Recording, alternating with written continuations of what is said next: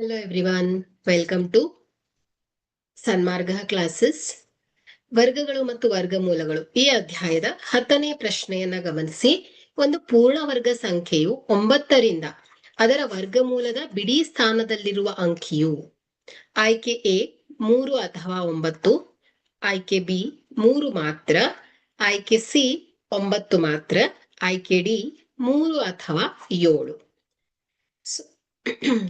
ಇಲ್ಲಿ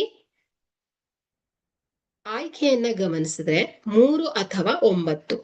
ಸೊ ಇಲ್ಲಿ ಇದು ತಪ್ಪಾಗಿರುವಂತಹ ಆಯ್ಕೆ. ಯಾಕಂದ್ರೆ ಸೊ ಇಲ್ಲಿ 3 9.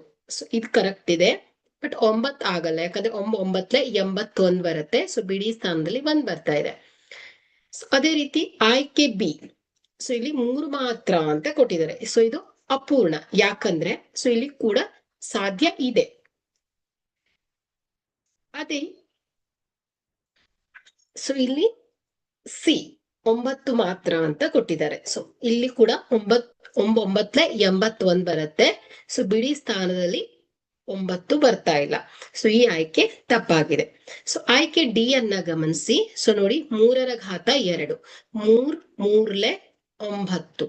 ಸೊ ಬಿಡಿ ಸ್ಥಾನದಲ್ಲಿ 9 ಬಂದಿದೆ. ಸೊ 7 ಗುಣಿಸು 7, 7 49. ಸೊ ಬಿಡಿ ಸ್ಥಾನದಲ್ಲಿ 9 ಬರ್ತಾ ಇದೆ.